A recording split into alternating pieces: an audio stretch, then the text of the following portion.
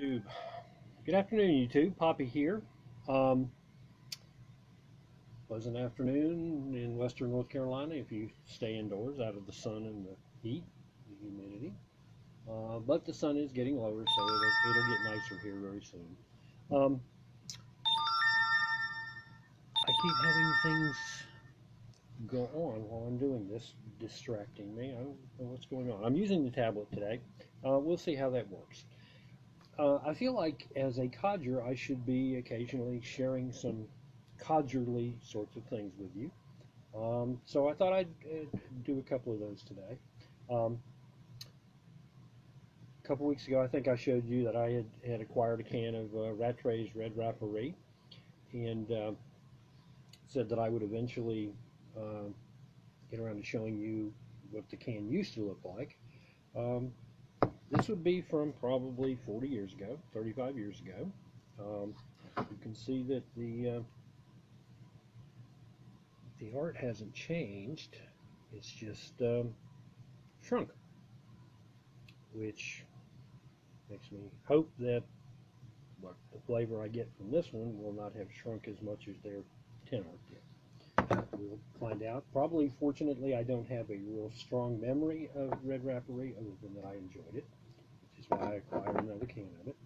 Um, and there's no way to tell whether it even resembles the old one or not, really. Another codgerly thing that I thought I would share. Back in my day, when the youth that I once had, my pipe smoking youth, let's call it, I smoked amphora tobacco occasionally, which I understand. London Calling with Simon recently did a video on, and he's smoking some amphora Virginian. I think he mentioned that they're now being made by Mac Barons. In my day, it was the blends were made by Dow Egbert, and occasionally they would run a thing where there was a little, I don't know if the slip was in the pouch or it was part of the pouch. Anyway, there you could acquire an amphora pipe by sending them their 5.95, 7.95, 10.95, whatever it was. Back in those days, a $30 pipe was an expensive pipe for me. So I did that a couple of times, and just to you never know what you're going to get when you're getting something in the mail, even when you order today from the big online houses. You can't tell for sure until you pull it out of the box and pull it out of the sleeve. But anyway, I acquired a couple of these little amphora pipes. My little author here, you see the little amphora symbol on it here. Don't know if you can really tell the grain on this one or not. It's hard in the light. Um, Really kind of a pretty little pipe. And then I have this little bent bulldog. Uh, Both of which, of course, now have the added advantage of having been around for as long as they have. Been smoked a lot and aged a lot, but both of them have been really, really nice smoking pipes since I got them. I've had no complaints, and for the amount of money that I spent on these things, really. Um, so anyway, that's my codgerly duties for today. I showed you some old stuff. Um, Now I'm going to show you my rack of pipes, if I can get this to where I can get it to look over my shoulder and get myself out of the way here. 50 something pipes, got a calabash up there, and the bottom row is my Hilson pipes. Down here, can we see that, is my bowl of cobs. I think I mentioned the other day in one of these videos that lately I've had sort of this cob acquisition disorder thing going on. I've forgotten how much I truly enjoyed smoking corncob pipes, and so I've gotten 6 or 7 of them. Have my Rop cherry wood, which is like walking out in the yard and grabbing a tree stump and stuffing tobacco in it. I don't smoke it a lot. It's a little bit awkward, but it smokes very well when I do smoke it. Let's see, anything else of historical interest here? I showed you my old tinderbox pipe the other day. Yeah, that's pretty much enough for now, as far as this sort of stuff is concerned. I also have mentioned that I do paint. I'm an oil painter. So I'm going to walk over here and just kind of turn this thing around and see if we can't get a little bit of a picture of some of the paintings that I do. I'm a landscape painter, and I'm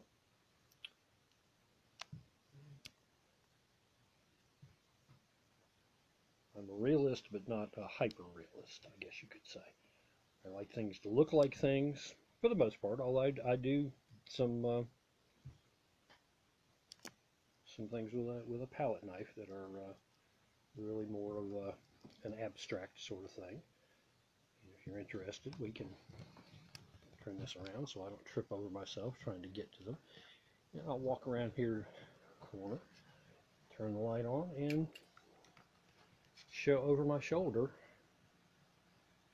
They're still sort of landscape-ish, but they are really more abstract. And I do these when I get done with one of the paintings that you're looking at on the other wall. I always have some paint left over. I do not do a good job of measuring paint out, and now you're in the dark with me because we're going into the library in the cellar room. And I'm going to emerge from the darkness now. But anyway, those little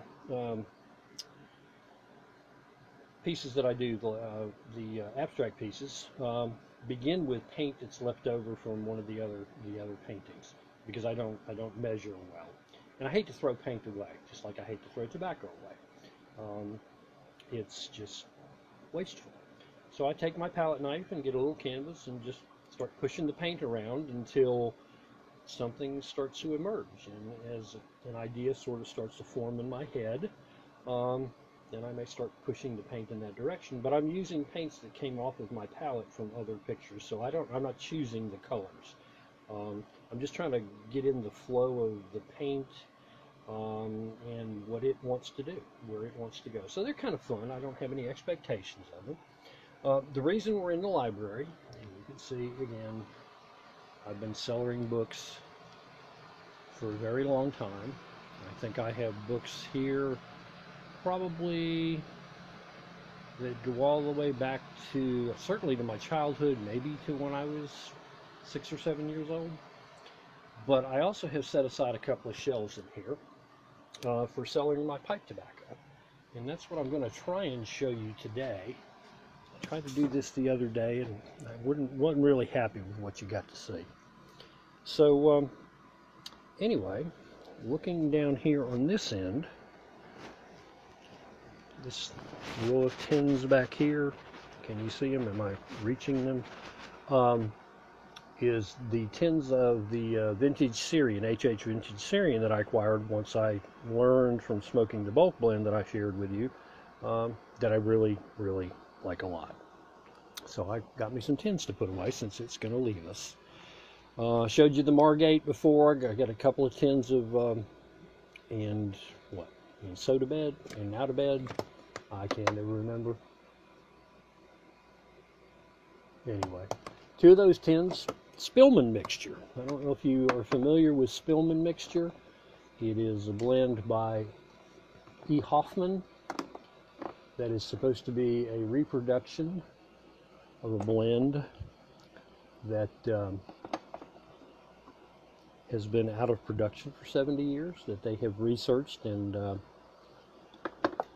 have recreated it. So I'm going to find out what that's all about. Got my tins of Cornell and Deal and my old tins of Cornell and Deal. And down here my rat trays, and I've got some Presbyterian, some Hearth and Home, some GLPs, and just kind of some odds and ends of stuff. I've got 3 or 4 tins of Durbar. And then the next shelf down, and we may not be able to see this because I'm blocking the light, is my shelf full of jars. And many of these I buy in bulk and then just go ahead and put up in the jar. I'm cellaring them basically in the jar.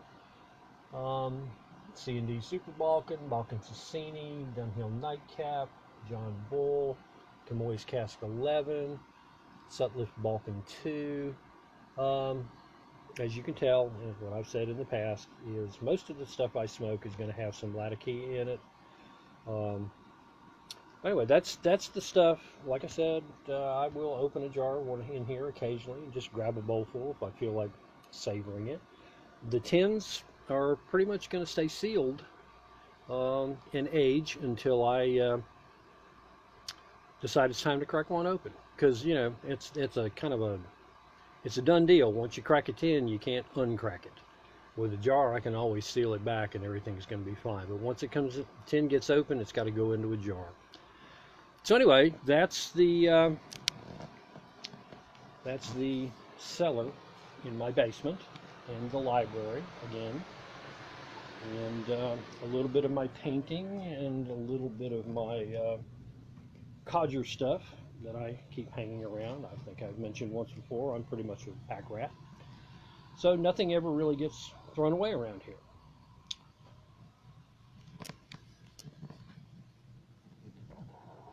So that's where we are. I hope you guys are having a good weekend. I hope the remainder of your weekend will be a good one. Appreciate you stopping by. Thank you again to, I think 56 people now have subscribed to my channel, and I am truly appreciative of that. Keep smoking. Enjoy what you got. Peace, everybody, and be kind.